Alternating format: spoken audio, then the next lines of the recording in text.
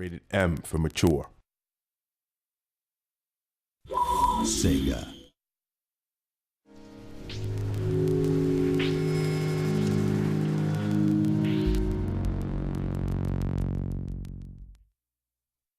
The original Golden Axe, it was just kind of like, it was 1989, I guess. I was just finishing high school, and this game just kind of really fit the time for me. I used to get on my little bicycle, and I used to ride 6 miles down to the seaside in the north of England just to play arcade games. Golden Axe was #1 on the list. I pumped quarter after quarter, dollar after dollar, my entire month's allowance on trying to beat this game. It hinted at this really amazing world and fully fleshed out worlds that at the time not many games were able to create. It stood the test of time in terms of its theme and its unique look. People like myself remember so fondly from the arcade. It's literally hack and slash, hack and slash, hack and slash.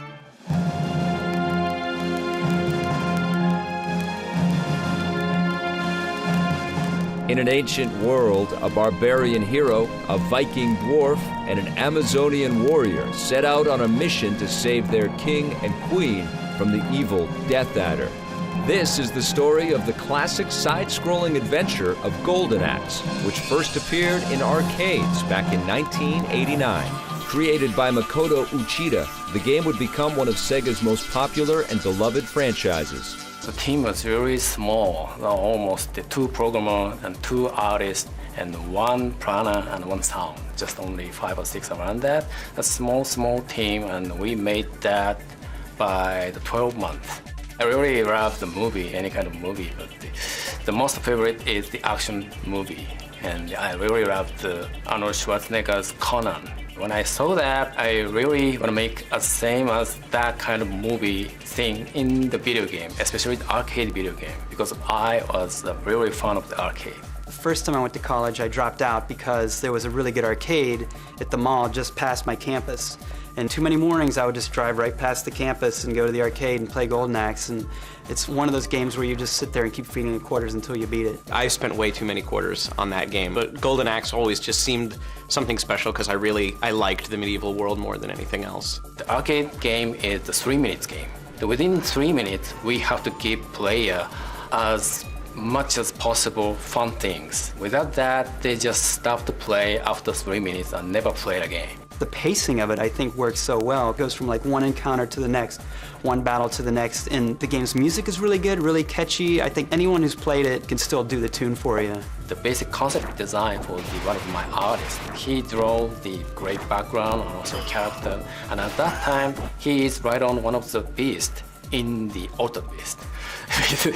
So when I saw that, that was a great idea, so I just put that into the video game. I think that part of what it did right was the beasts. I really liked being able to jump on top of something and just feeling like, okay, that's it, I own you, that's it. Like, I'm on a purple chicken, you cannot touch me. I know people keep saying beast, beast, beast, but it is actually very cool. Hands down, it's the beasts. I think it's what keeps this game separate from a lot of other games. I couldn't get enough of riding those beasts and was always a little bit upset when I got thrown off. Fighting to keep my purple chicken through as much of the level as I possibly could, that was really important to the way that I played Golden Axe anyway. The magic was like a perk on top of that. The biggest challenge was how to make the great visual magic effects things. When you play the video game, you see almost 15 or more magic graphics. The whole system of leveling up your magic is cool because you want to save your magic and see the really cool effects, which, back at the time, those things were mind-blowing. The screen would shake. You're just like,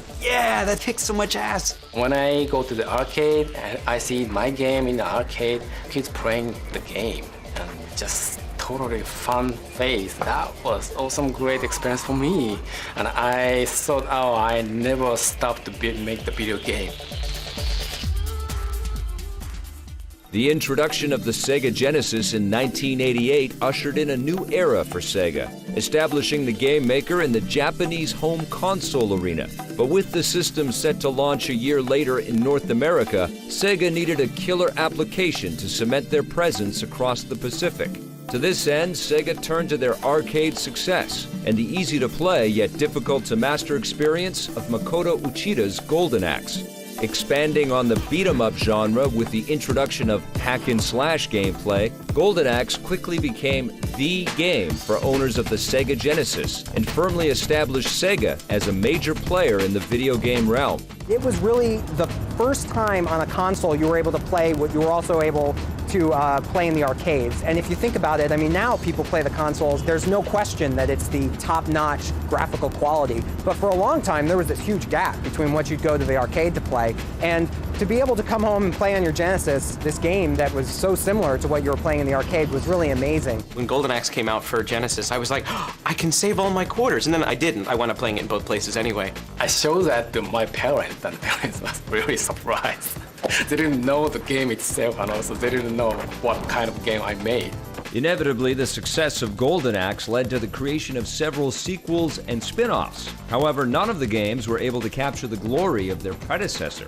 The other ones, no, I didn't really play. I remember Golden Axe 2. I'd always heard that, you know, Golden Axe, the first one, was the best. My experience of the sequel is only Golden Axe, The Revenge of the Saga. The other Golden Axes are actually not mine. After a lengthy absence, Golden Axe re-emerged on the scene in 2006 alongside Golden Axe 2 and 3 as part of the featured compilation with the Sega Genesis collection. But more importantly, during the E3 of that year, Sega announced the development of a brand new Golden Axe game for the next generation of gaming systems. Back in, I guess it was probably 2005 at this point, we were talking with Sega and knew that we wanted to do a project together as companies. And we knew that they were interested in going back and looking at their old licenses and old IP and figuring out how to reinvent some of them. And so we started looking at all of them and said, you know, which of these really inspires us? And Golden Axe instantly jumped out. I mean, it's a classic for a lot of people. What was really cool was sitting down with Sega, having a conversation with Noah and the guys over at Sega, and looking at the back catalog and being able to go, oh, that would be so cool. Oh, no, wait, that would be cool. Oh, dude, Golden Axe, that would just be awesome. So being able to have that dialogue and look through and think about things that we thought we could bring our spin to and that we could make fresh and revisit, Golden Axe was just the top of the list for us. Our approach is to reopen and re-explore the world of Golden Axe. We can't make a copy. The game's 20 years old. It's a side-scroller. Sure, there's a jump to 3D, but really more so than that, it's a reimagination, if you will, where we kind of dissect the old Golden Axe game and then really pull out the legacy content that's really special, then we build and explore that in more detail in our game. The first time I heard of Secret Level was at the California Extreme Arcade Show. It's a big collector's arcade show, nothing but classic coin-ops set to free play. These guys know old school stuff, they know the retro stuff, they know where our whole industry has come from. So to find out that they're rebuilding a classic franchise, I'm thinking, well, at least I know they've got the cred for it. You know, I know that they're out here as gamers enjoying the old stuff, but they're also studying the old stuff as students. I'm very impressed with them, you know. They have a lot of passion and enthusiasm. I think it's pretty clear that everyone here is taking the game seriously. It's good to know, just from talking to some of the folks that did it that also grew up on Golden Axe, it seems that they know what things about that series that made it such a legend in the arcade. So it seems like, you know, they have the right approach. They're really dedicated to making sure that the final product is really something special, rather than just Sega partnering with a company that would put out a really basic 3D-ified version of Golden Axe. They're actually willing to go out on a limb and say, okay, we're going to go with this very bold, big adventure game now.